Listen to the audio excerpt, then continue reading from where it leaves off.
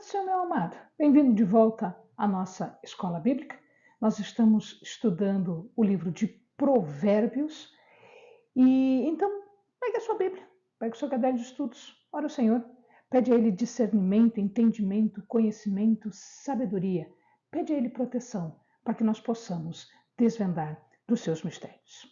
Antes de nós começarmos, lembre-se de que se você ainda não for inscrito no canal, não esqueça de se inscrever. Também não esqueça de ativar o sininho, porque quando você ativa o sininho, todas as vezes que nós postamos um vídeo novo, você recebe uma notificação.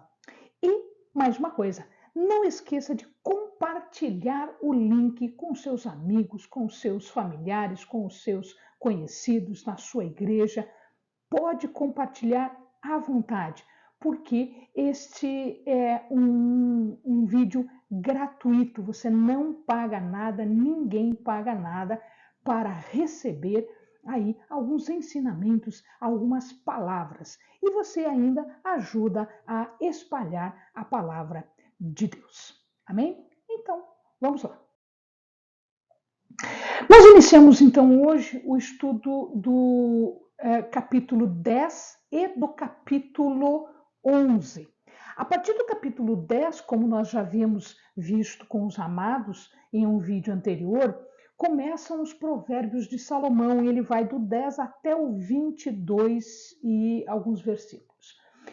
Então, aqui nós vamos ver uma estrutura. Quando ele compõe os provérbios, ele sempre compõe um parzinho. São sempre 2 versículos. Isto os estudiosos chamam de linha métrica, porque são 2 versículos.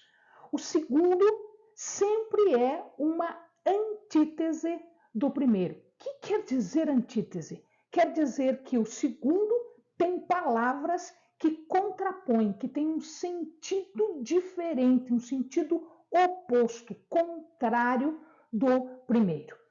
Mas às vezes o segundo também pode ser um sinônimo ou um resumo, ou seja, ele pode ser também um sentido igual ao do primeiro verso, só que escrito com outras palavras. Então, é desse jeito que nós vamos estudar. Então, não vão ter blocos de assuntos. Então, se prepare que do 10 até o 22, nós vamos encontrar agora assuntos que são postos e que são lançados e não tem nenhuma lógica na hora de fazer. Então, são assuntos diferentes a cada novo par, a cada nova linha métrica, a cada nova par de versículos. Então, vamos lá. No primeiro versículo, ele já diz assim: Provérbios de Salomão, filho sábio dá alegria ao pai, o filho tolo dá tristeza à mãe. Então, tradicionalmente, esta é uma parte que é de Salomão, e ele menciona os 2 pais, o pai e a mãe, né? Os parentais, pai e mãe, o casal. Às vezes, ele só menciona o pai e às vezes ele só menciona a mãe. Quando ele faz isso, dá para entender que são os 2, porque quando ele menciona um, é óbvio que ele está se referindo ao outro também. Entretanto, a mãe era quem exercia a maior responsabilidade. Por quê? Porque ela ficava mais tempo treinando os filhos. Depois de uma certa idade, aí sim ele já era levado para uma escola, ele já recebia uma educação formal. O verso 3 diz assim, ó, o Senhor não deixa o justo passar fome, mas frustra a ambição dos ímpios. O que ele está falando aqui? Ele está comparando agora o justo e o ímpio. E ele está dizendo o seguinte para nós: não se preocupe, se você for justo, as tuas necessidades vão ser supridas pelo Senhor. A palavra de Deus mostra isso, os escritores sagrados mostram isso, e toda a construção da cultura deles mostrava que se espera que o homem trabalhe, se espera que o homem vá atrás de sustento. Entretanto, assim que nós nos dispusermos a trabalhar, assim que nós nos dispusermos a ir do encontro ao nosso sustento, Deus faz prosperar. Então, olha que coisa interessante. Não é que é o nosso braço que está fazendo o sustento. Não, é Deus que faz. Mas nós precisamos fazer a nossa parte. Nós precisamos ir atrás.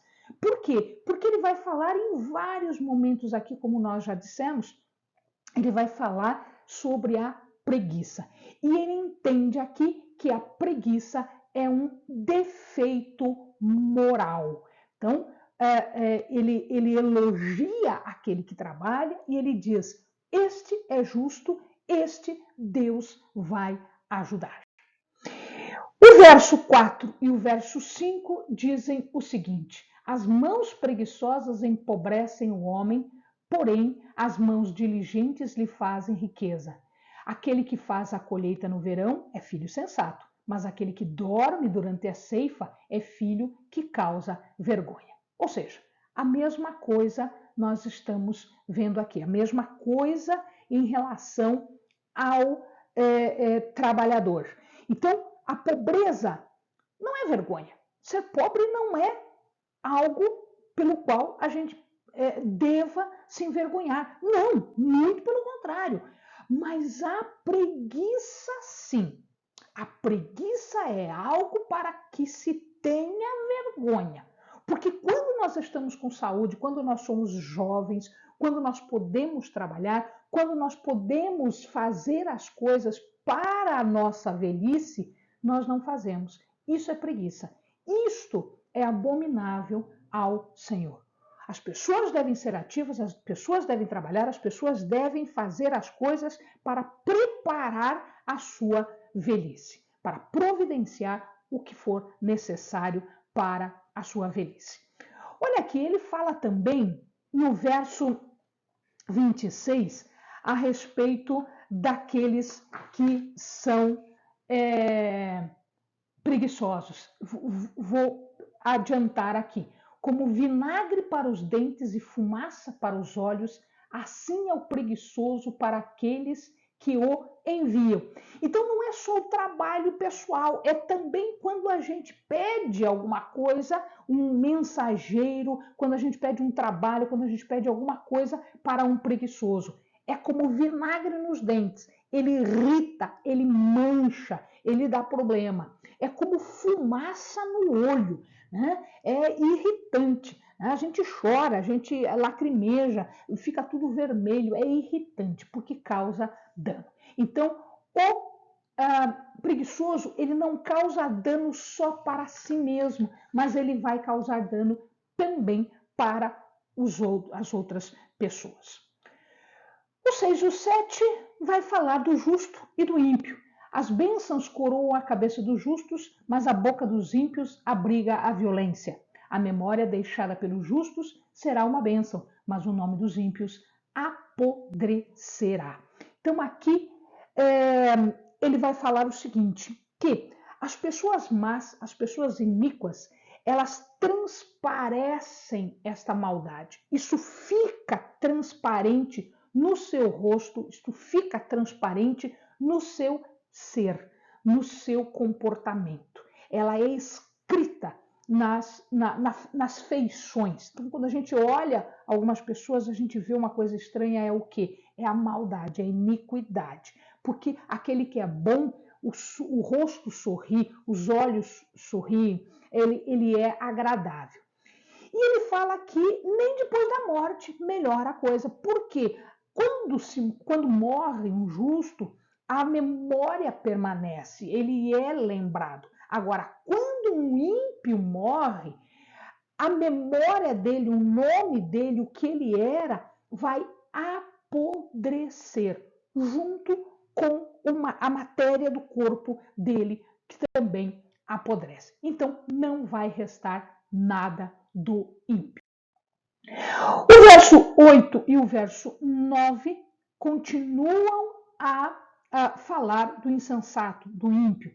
Os sábios de coração aceitam mandamentos, mas a boca do insensato leva à ruína. Quem anda com integridade anda com segurança, mas quem segue veredas tortuosas será descoberto. Ou seja, quando ele fala aqui em íntegro, a palavra íntegro, né, que eles usam aqui, a palavra em hebraico é tom. Tom quer dizer completo, quer dizer sadio, quer dizer inteiro. Então, o sábio está inteiro, está sadio. Ele anda num estado de confiança, ele anda livre de preocupações, ele não fica se preocupando com as coisas, até porque a preocupação com as coisas não existem, porque nós estamos nas mãos do Senhor, é o Senhor que vai cuidar de nós. E ele continua ainda a falar sobre essa comparação. 10. Aquele que pisca maliciosamente causa tristeza, e a boca do insensato o leva à ruína. A boca do justo é fonte de vida, mas a boca dos ímpios abriga a violência. Então, aqui nós vamos encontrar uma questão que nós já havíamos visto antes, né? Quando o ímpio se encontra com os seus comparsas, quando ele se encontra com aqueles do seu grupinho mau, ele começa a fazer sinais, ele faz sinais com o rosto, ele pisca de um jeito, pisca do outro, exatamente para fazer mal a alguém. Então, veja como eles se entendem que ele precisa apenas de fazer um sinal e todo mundo já sabe, já tinham combinado o mal para as pessoas. Mas aqui eu quero chamar a atenção do amado para uma outra situação. Ele fala que da boca do justo saem águas, sai um manancial. E nós vamos encontrar que manancial de vida é o Senhor. E isso está em Ezequiel 47:1 e também em João 4:14 e 7:38-39, nos discursos do próprio Senhor Jesus, quando fala de si e quando fala da obra do Espírito Santo. Então veja lá, Ezequiel 47. Depois disso, me fez voltar à porta da casa, e eis que saíam águas por debaixo do umbral da casa para o oriente, porque a face da casa dava para o oriente, e as águas desciam de debaixo, desde o lado direito da casa ao sul do altar. Ou seja, águas vivas, manancial da vida saindo de debaixo do altar do Senhor. Olha o que Jesus fala. Mas aquele que beber da água que eu lhe der nunca terá sede, porque a água que eu lhe der se fará nele uma fonte de água que salte para a vida eterna. Claro que em Provérbios a gente não está falando de vida eterna, porque eles não tinham essa ideia ainda. Mas Jesus explicou esta passagem e deu um sentido diferente de vida eterna, de Espírito Santo. Quem crê em mim, como diz a Escritura, rios de água viva correrão do seu ventre, ou seja, do seu coração, do seu interior. Ventre aqui no sentido de interior, talvez a sua Bíblia fale interior e não ventre. É a mesma coisa. E isto disse ele do Espírito que haviam de receber os que nele crescem, porque o Espírito Santo ainda não fora dado, por ainda Jesus não ter sido glorificado. Assim que ele foi glorificado, assim que ele subiu aos céus, ele manda o Espírito Santo. E é esse Espírito Santo que habita no nosso interior. E é daqui que flui, né, do nosso coração. E a boca fala daquilo que o coração está cheio. Da nossa boca flui, então, estas águas. No 12, ele fala de ódio. O ódio provoca dissensão, mas o amor cobre todos os pecados. E aqui eu quero explicar uma coisa interessante para o amado. Quando se fala cobrir os pecados, o amor cobre os pecados. A palavra cobrir tem um sentido de cobrir como se estivesse ocultando, como se estivesse apagando. Então, dá para traduzir que o amor perdoa todos os pecados. Isso nós vamos ver com a missão de Jesus Cristo mais para frente. Mas eles já tinham essa ideia aqui, já em Provérbios, Salomão já tinha essa ideia. Então, o amor se manifesta como? tolerando as pessoas, perdoando as pessoas, tendo simpatia pelas pessoas e desejo de fazer o bem para elas. Isto veio em carne, isto veio fisicamente na pessoa de Cristo para o seu ministério, que trouxe então um novo pacto, o pacto do amor, o pacto do perdão. Do 14 ao 16 e o 22 se fala uma comparação entre ricos e pobres. Os sábios acumulam conhecimento, mas a boca do insensato é um convite à ruína. A riqueza dos ricos é a sua cidade fortificada, mas a pobreza é a ruína dos pobres.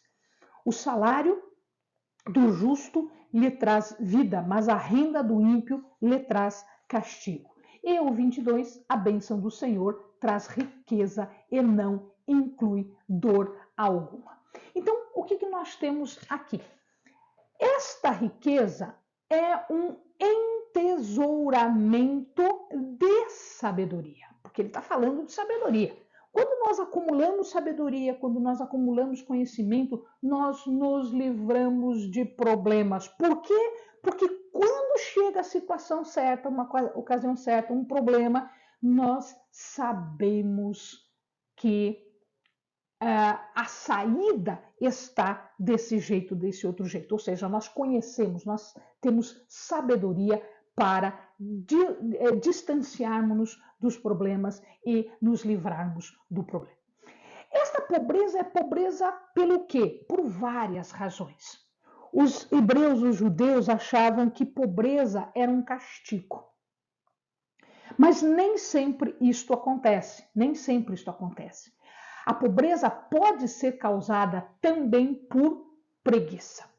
Pode, claro que sim, porque o preguiçoso não trabalha e, portanto, ele tem dificuldades. E aqui, o sábio é que vem trazer uma riqueza que não precisa ser uma riqueza material, meu amado.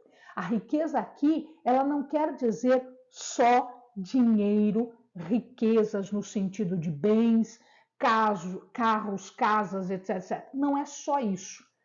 A riqueza aqui pode ser uma riqueza espiritual, uma riqueza em conhecimento e em sabedoria, porque a sabedoria é uma ferramenta, é um instrumento que eu utilizo para fazer o bem. Por quê? Porque ele está em acordo com o meu caráter. E a sabedoria, nós sabemos, ela vem do temor do Senhor. Então, se eu tenho temor, eu tenho busca de sabedoria e, portanto, eu tenho maneiras de me livrar das coisas erradas.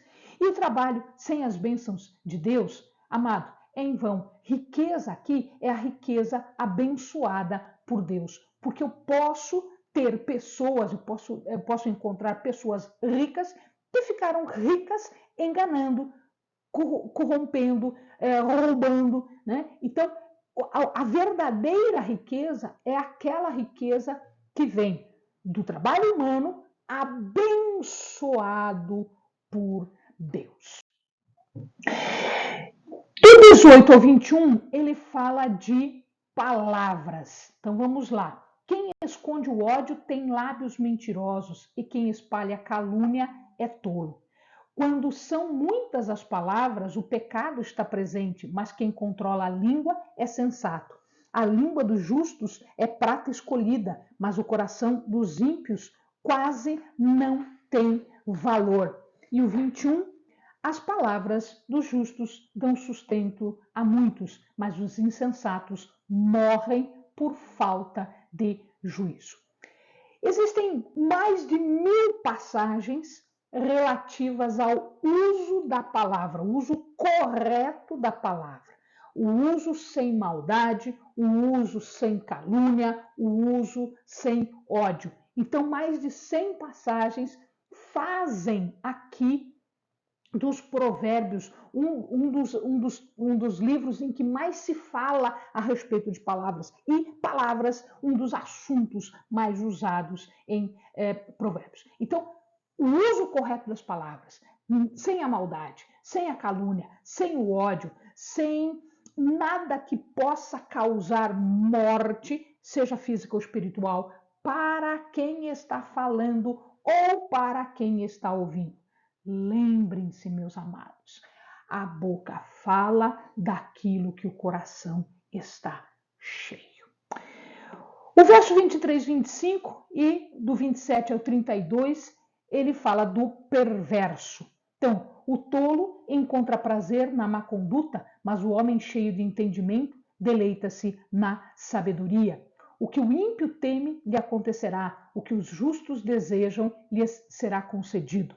Passada a tempestade, o ímpio já não existe, mas o justo permanece firme para sempre. O temor do Senhor prolonga a vida, mas a vida do ímpio é abreviada. O que o justo almeja redunda em alegria, mas as esperanças dos ímpios dão em nada. O caminho do Senhor é o refúgio dos íntegros, mas é a ruína dos que praticam o mal. Os justos jamais serão desarraigados, mas os ímpios pouco duram na terra. A boca do justo produz sabedoria, mas a língua perversa será extirpada. E, finalmente, os lábios do justo sabem o que é próprio, mas a boca dos ímpios só conhece a perversidade. Todas estas menções entre ímpio e justo estão mostrando uma única coisa.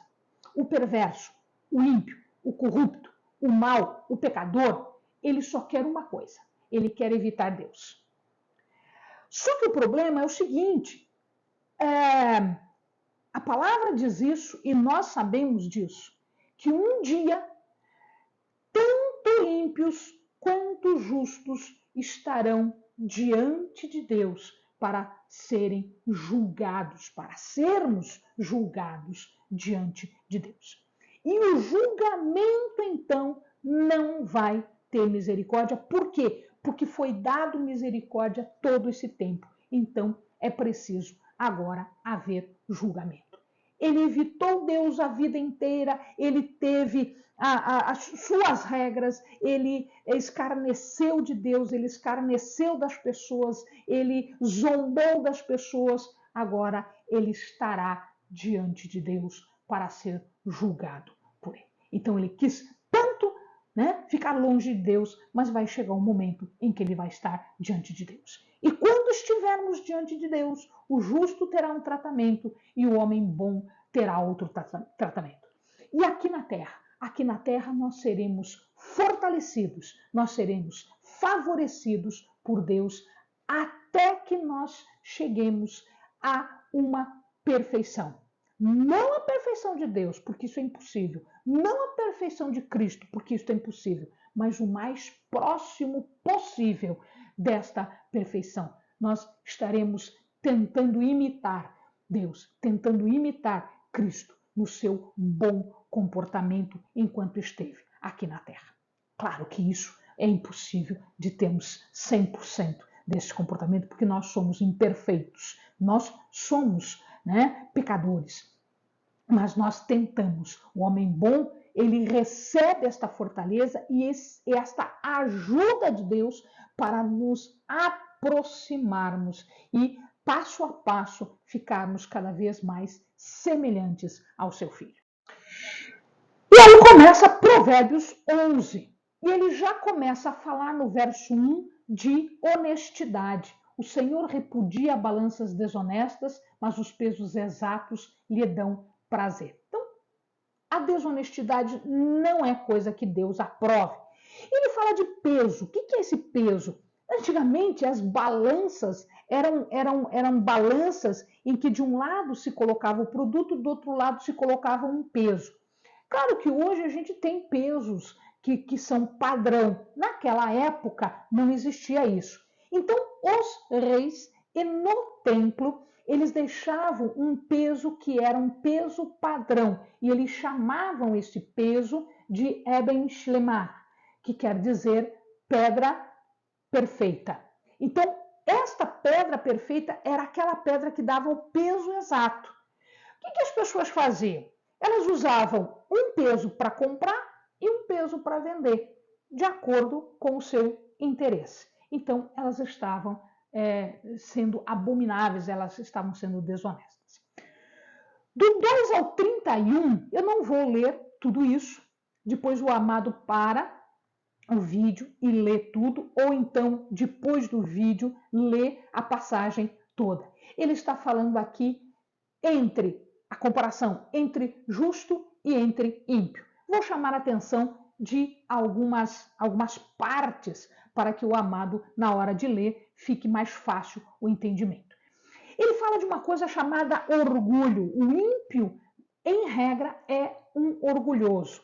A palavra que ele usa aqui é zadom. Zadom quer dizer ferver, cozinhar. Quer dizer, é aquele que ferve, aquele que cozinha, aquele que orgulha, aquele que não se aproxima, não se mistura com ninguém. Ele se acha superior, ele se acha melhor do que qualquer um. A gente já falou de integridade. Íntegro, tom ou tamim. Tamim pode também ser uma palavra utilizada aqui que quer dizer completo, integral. Mas eu também posso traduzir como inculpável, sem culpa. Então, de um lado eu tenho orgulhoso, do outro lado eu tenho um íntegro. De um lado eu tenho perverso, self, que quer dizer duplicidade. Duplicidade, ou seja, é aquele que uma hora é de um jeito, outra hora é do outro, ele é perverso, ele é enganador, ele engana as pessoas, enrola as pessoas, tá? Ou também rash, que quer dizer ímpio. O íntegro e o puro e aquele que vai atrás do conhecimento, ele terá vida longa. A gente já viu que esta era a promessa para o correto que anda nos caminhos do Senhor. Ele tem vida longa, próspera, sem preocupações. O orgulhoso, ele tem um sentido. Ele acha que é sábio. Ele acha que ninguém sabe mais do que ele. Ele acha que todo mundo é inferior. Ele é superior. Mas isto é um engano que tem no coração dele mesmo. Ele ridiculariza os outros. Ele nega que Deus é Deus. Porque quando ele se acha superior, quando ele ridiculariza, quando ele zomba, quando ele escarnece do correto, daquilo que é certo, o que ele está falando? Ele está dizendo que Deus não é juiz e ele não tem condições de julgar o valor humano. Só ele que tem. Ele é superior, inclusive, a Deus. Então, este é o problema do orgulhoso. E aqui nós vamos ter a aplicação de uma lei que é infalível, o amado já deve ter visto na sua vida, na vida de outras pessoas. É a lei da colheita conforme a semeadura. Você colhe aquilo que semeia, você colhe aquilo que planta. Você plantou uma coisa, você não vai colher outra. Se você plantou o pecado, você vai colher tempestade, não vai ter jeito. Ele fala de orientação, e a palavra que ele está usando aqui é tabulô. Tabulô é uma peça, é um jeito de pilotar um navio. É uma peça do navio que leva o navio de um lado para outro. Ou seja, são os bons conselhos. São aqueles conselhos que nos levam a um equilíbrio, a uma vitória. Inclusive, né? Porque eles faziam muita guerra naquela época e tinham os seus conselheiros. Então, quando nós não sabemos o que fazer, nós precisamos ir atrás de conselho. Mas, por favor, meu amado, não vá atrás de um conselho de qualquer pessoa. Vá atrás de um conselho de alguém que é temente a Deus, de alguém que conhece Deus, que é sábio nas Escrituras, que lê, que tem comunhão com Deus, porque este pode te dar conselhos bons. Os outros só vão te dar conselho ruim que vai te levar à ruína. Ele fala de argola, argola no nariz. Hoje a gente tem o que se chama de piercing. Piercing em qualquer lugar do corpo. Mas antigamente eram nas orelhas e no nariz. Os bois também usavam no nariz. Quando um boi recebia uma argola no nariz, significava dizer que o boi era rebelde, que ele tentava fugir das cercas, então eles colocavam uma argola que era para segurar o boi rebelde, segurando pela argola, pronto. Aquela massa de quase 1 tonelada, ela ia para o lado em que você queria. E algumas pessoas usavam enfeites e argolas. Hoje o piercing tem outro sentido, hoje a cultura é outra, nós não estamos naquela época, não é aquela sociedade, não é aquele tempo. Então hoje tem outro sentido, mas naquele tempo tinha o sentido de escravidão. Então quem usava argola, quem usava brinco, quem usava argola e brinco era um escravo. Essa era quando você batia o olho na pessoa, você via a argola e tinha escravo.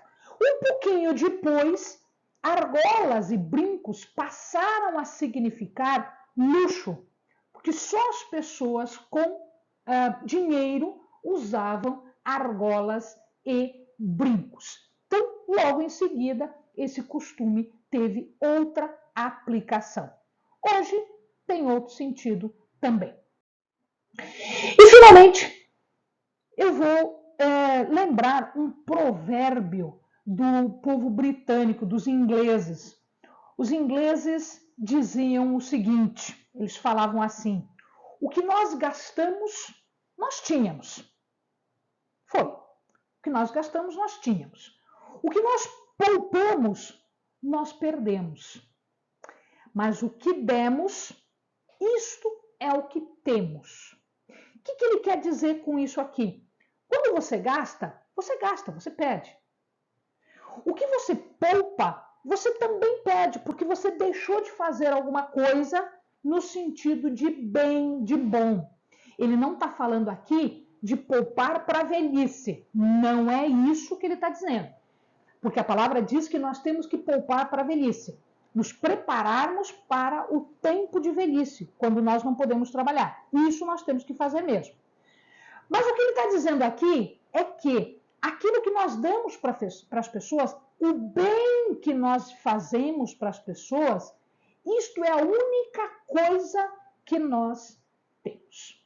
Então, se eu gasto algo porque eu quero me aparecer, eu quero fazer, status, eu compro isso, etc, etc, isso eu perco. O que eu deixo de fazer de bem para as pessoas, isso eu perco. Eu perdi isso. É um bem que eu perdi. Mas aquilo que eu fiz para ajudar alguém, isso é o que eu tenho. A palavra vai dizer mais para frente que nós emprestamos a Deus quando nós damos as coisas para as pessoas. Então, o auxílio, é disso que está falando esse provérbio inglês que é apresentado aqui nos Provérbios 11. E ele chama a atenção de mais uma coisa. Às vezes, já naquela época, não é coisa nossa não, não é coisa de hoje em dia não, mas já naquela época, algumas pessoas retinham os produtos para que o preço subisse. Eu não tenho. Você não tem, significa que o preço sobe. E aí ele vendia mais caro do que valia, porque ele escondeu o produto. Então, reter produto, isso nós vimos na pandemia, nós vemos isso todo dia na nossa sociedade. Quando você retém o preço para o preço subir, isso é mais do que avareza. Isto é abominação diante de Deus, porque você está insensível àquele que precisa. Amém, amados? Bons estudos.